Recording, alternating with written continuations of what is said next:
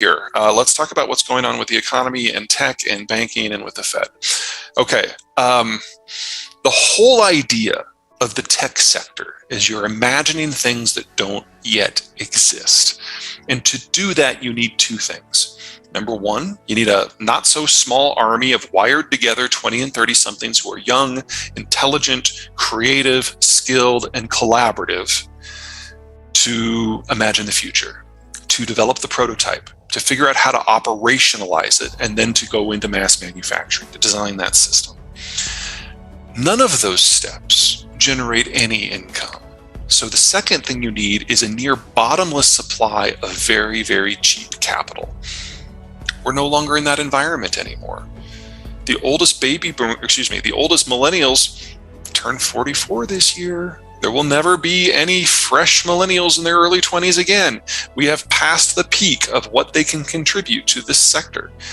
And capital costs have already gone up by a factor of 5 in the United States. They probably have a ways to go. More on that in a minute. But we're never going back to the capital and labor environment that we've enjoyed these last 15 years. So tech was always going to take a bit of a breather. There's also the question of whether or not we can carry anything forward. For products that have not been operationalized yet, we now have a capital and labor shortage. We're going to have to focus on a few very specific things that have already been brought to that level of operationalization. Now, it's possible that artificial intelligence is one of those things. The release of ChatGPT last fall is a really promising sign that that has already made it over the hurdle. But just the software, that's not enough. ChatGPT, AI in general, requires massive volumes of computing power, and we're probably not going to have the amount of chips that we need to build the server farms that we need to do this at scale. Now, there's 3 types of chips in the world. At the low end, you've got the ones that come out of China that are 90 nanometer and bigger. These chips are near analog. They can only do 1 or 2 things. This is what's in your smart light bulb. This is what's in the Internet of Things. There's about $1,000 of these low-end chips in a Tesla just to handle the basic left-right stuff. We're probably going to lose all of that. Now, we can rebuild that capacity elsewhere, but the Chinese are 80% of the global supply. The other 20% comes out of Japan and the United States, and we don't have to reinvent anything here. We just have to build the fab facilities, but just means a minimum of 2 years. 4 is probably more realistic. So that low-end stuff, that's going to take a big breather. Then you've got your high-end stuff, 10 nanometers and smaller. This is gaming consoles. This is iPhones specifically. This is a lot of high-end servers. And above all else, it's AI. AI chips are the most advanced ones we make. They're 4 nanometer and smaller. And 90% of those come out of Taiwan. Now, a lot of folks suggest that this is a reason why the Chinese would invade Taiwan. I don't see it that way. A couple things to remember about the Chinese. Anything below 10 or above 10 nanometer, they have no chance of. In fact, you really have to go down to about 40 nanometers before they can play at all. But 40 to 90 nanometers, kind of the mid-range dumb chips, they do produce at scale, but they do so with imported equipment, imported software, and imported labor.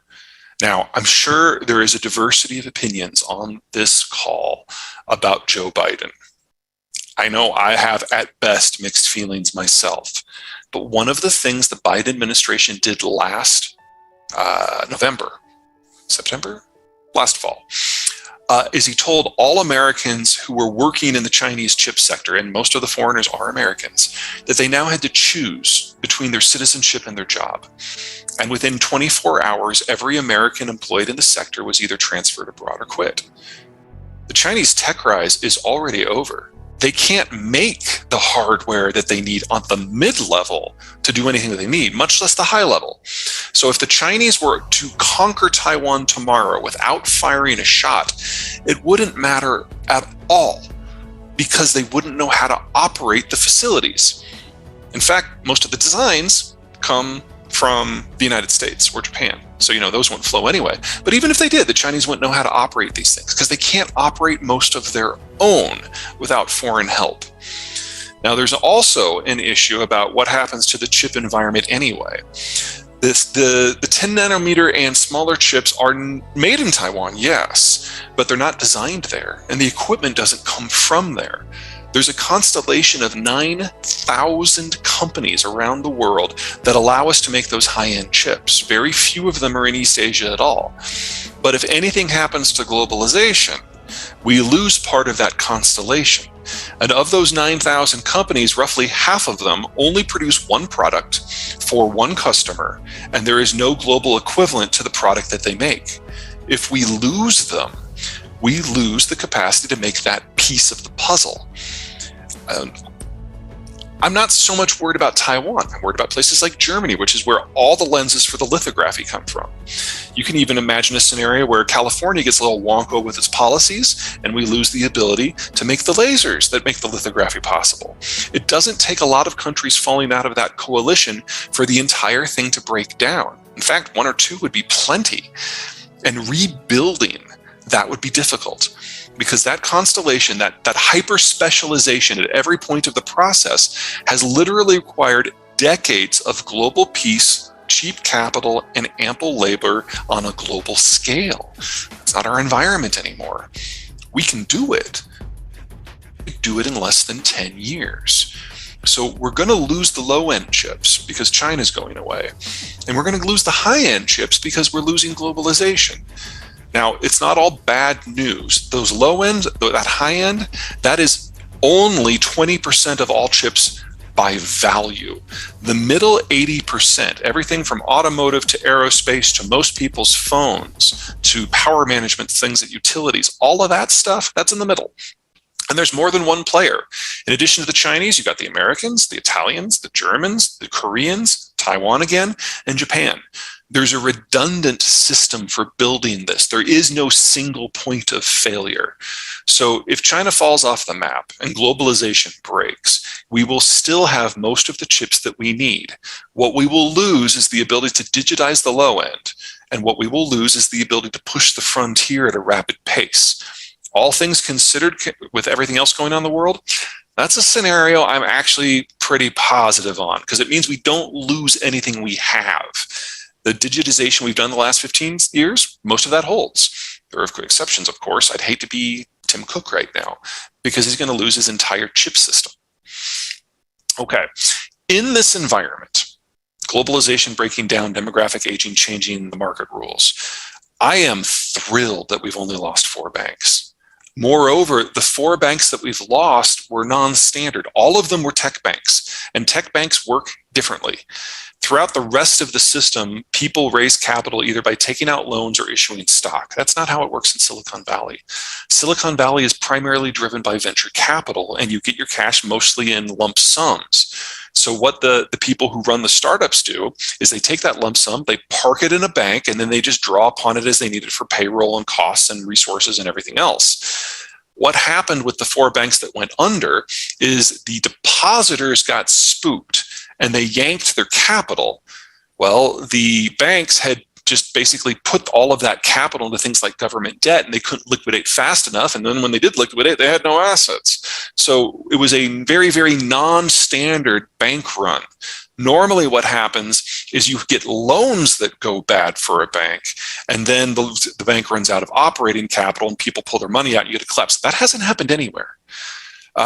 So to quintuple the cost of capital in the United States in under a year, the fastest increase in capital costs in American history, and only have 4 banks using a non-standard metric and business model, only have 4 go down, I feel pretty good about this. And I think the Fed does too. Now, when the Fed looks has done in order to rein in inflation, I think they're pretty pleased with themselves. We only really have 2 sectors in a lot of pressure. Housing, because it's driven by interest rates and mortgage rates, and tech, because it's risen by capital. But tech was already on its way down because of the labor situation. And housing is an unfortunate side effect of what's going on, because we really do need several million more housing units. But ultimately, the Fed is not overly concerned about what it sees. I phrased that wrong. The Fed is very concerned about tech. They're even more concerned about housing, but they don't consider that the real problem. The real problem is demographics, because while the United States still has a positive demographic profile, most of the advanced world doesn't. And what is monetary policy? What are interest rates? Except a series of tools that are designed to regulate consumption. You want more consumption in order to get inflation up, you lower capital costs by lowering interest rates. You're concerned that inflation is running too fast, you raise interest rates to tamp down demand and get inflation under control. That's how it works. That's how it's always worked. Well, with Germany and Italy and China and Japan and Korea and the rest aging out, they will never have consumption-driven economic growth again. And so the Fed isn't so much worried about this economic cycle. The Fed is worried about the next one. When the United States, and to a lesser degree Mexico and Canada, are the only economies in the world that are capable of responding to monetary policy. The Fed isn't worried about this cycle, it's worried about the next one. Because if it knows that if it does not have enough dry powder to stimulate demand at the next time around, then that's it. The rest of the world will never recover, and the United States will at best fall into a Japanese-style malaise where economic growth is zero in a good year. So, the Fed needs as much dry powder as it can possibly get. They're not going to stop before 6%.